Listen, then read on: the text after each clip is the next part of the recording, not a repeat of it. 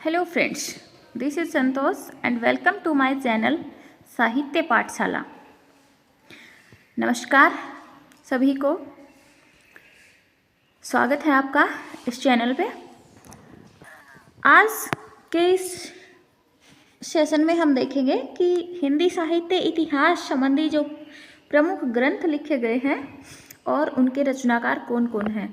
देखिए, हिंदी साहित्य, वैसे तो हम जानते हैं कि हिंदी साहित्य का इतिहास जो है, ग्रंथ लिखने वाले बहुत सारे विद्वान हुए हैं। समस्या ये है कि हम इनको याद कैसे रखें। इतने सारे साहित्यकार हैं जिन्होंने अलग अलग तरीके से अलग अलग भागों में जो है हिंदी साहित्य का इतिहास लिखा है। आज की इस वीडियो में हम उन्हीं की चर्चा भी करेंगे और साथ में आपको याद करने के लिए ट्रिक्स भी मिलेंगी कि आप किस तरह से चीज़ों से कनेक्ट करके इन नामों को आप याद रख सकते हैं। तो चलिए शुरू करते हैं। हिंदी साहित्य इतिहास संबंधी कुछ प्रमुख ग्रंथ और उनके रचनाकार।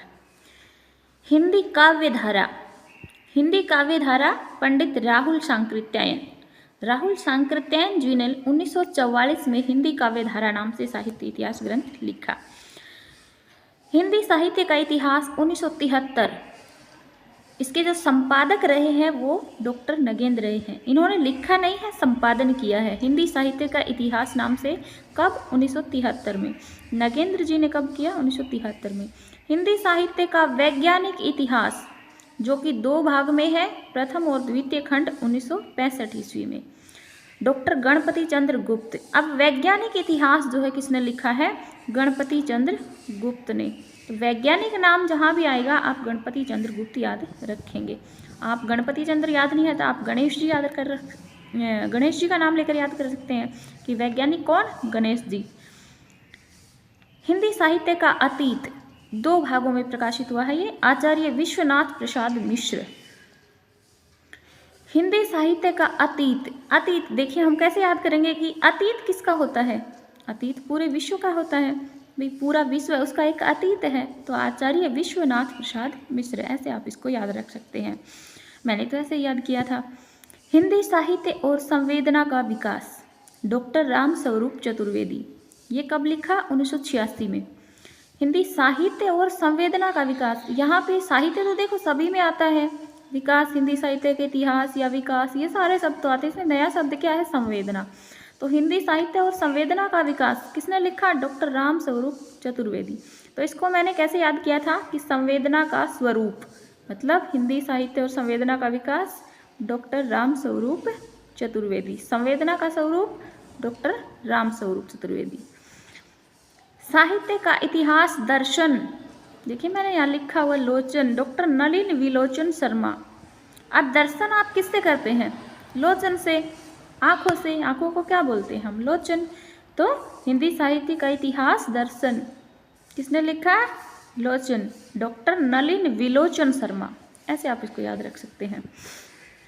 हिंदी भाषा का विकास, अब तक बात हो रही थी हिंदी साहित्य, नाम आ रहा था बार बार, इस बार आ रहा है हिंदी भाषा का विकास। यहाँ साहित्य नहीं आया, भाषा आया है। तो डॉक्टर श्याम सुंदर दास, आप इसे याद रख सकते हैं कि हिंदी भाषा का विकास किसने लिखा? श्याम सुंदर। तो भाषा का विकास बड़े सुंदर तरीके से किया, किसने? डॉक्टर श्याम सुंदर दास ने।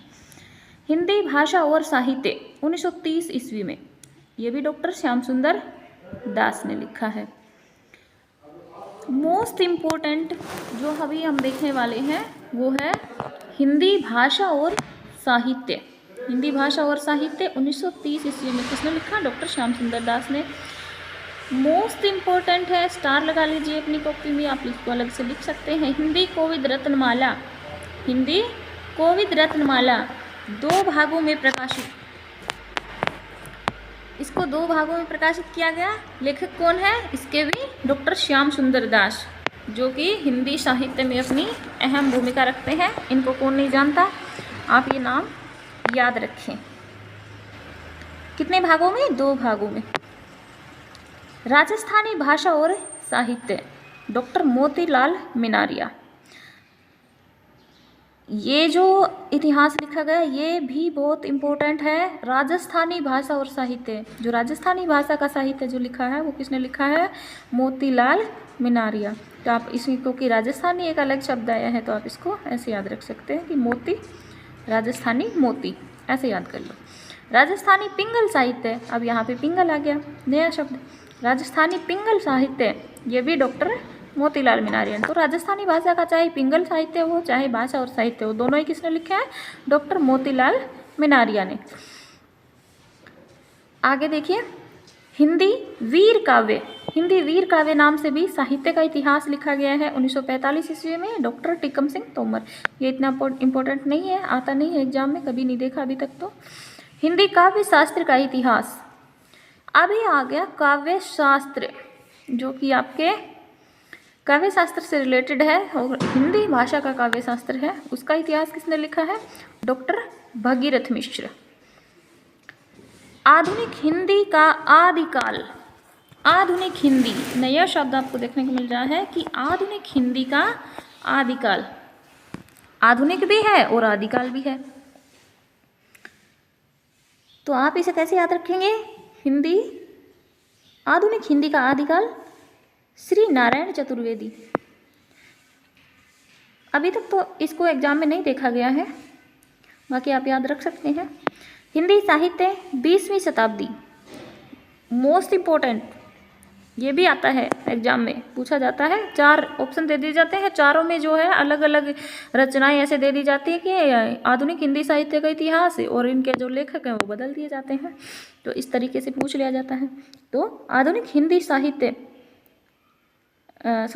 हिंदी साहित्य 20वीं शताब्दी 1945 ईस्वी में लिखा गया नंद दुलारे वाजपेयी।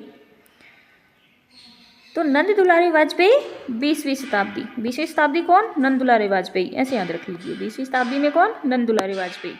आधुनिक हिंदी साहित्य 1950, ये भी नंद दुलारे वाजपेयी जी ने लिखा है। हिंदी साहित्य का इतिहास 1931 ईस्वी, रमाशंकर शुक्ल रसाल, पूछा जाता है बहुत बार इनका नाम, कोई कहीं पे रामशंकर लिख दिया जाता है, कहीं रमाशंकर शुक्ल रसाल। हिंदी साहित्य का इतिहास, इसी नाम से डॉक्टर नगेंद्र ने भी लिखा है, लेकिन इन्होंने कब लिखा है? 1931 ईस्वी में। तो इनका समय जो है आप याद रख सकते हैं क्योंकि इनका समय अलग अलग है। इन्होंने लिखा है, उन्होंने संपादन किया है। तो हिंदी साहित्य का इतिहास अगर लिखा पूछा जाए तो रमाशंकर शुक्ल रसाल, और संपादक पूछ लिए जाए तो डॉक्टर नगेंद्र। हिंदी भाषा का उद्भव और विकास, यहाँ पे आप इस शब्द से आप इसको याद रख सकते हैं कि उद्भव, हिंदी भाषा का उद्भव और विकास, उदय नारायण तिवारी। तो उद्भव में उ आया है, उदय नारायण में भी उ, उद्भव, उद्भव होना मतलब उदय होना, ऐसे आप इसको याद रख सकते हैं। उद्भव, उदय, तो हिंदी भाषा का उद्भव और विकास उदय नारायण तिवारी। हिंदी साहित्य विमर्श 1923 ईस्वी, पद्मलाल पुन्नालाल बख्शी। हिंदी साहित्य विमर्श, यहाँ पे विमर्श शब्द को आप अंडरलाइन करके आप याद रख सकते हैं कि पद्मलाल पुन्नालाल बख्शी ने लिखा है। या विमर्श को पी याद रख लो, पद्मलाल पुन्नालाल बख्शी, पी क्या पी? विमर्श। कविता कौमुदी, देखिए स्टार लगा हुआ है क्योंकि मैंने भी याद किया था उस समय, जो इम्पोर्टेंट रचनाएं हैं उनको मैंने स्टार लगा लिया था। तो आप भी इस तरीके से याद रख सकते हैं कि कविता कौमुदी 1917 ईस्वी में राम नरेश त्रिपाठी जी हिंदी साहित्य के बहुत ही महत्वपूर्ण रचनाकार हैं, याद रख सकते हैं।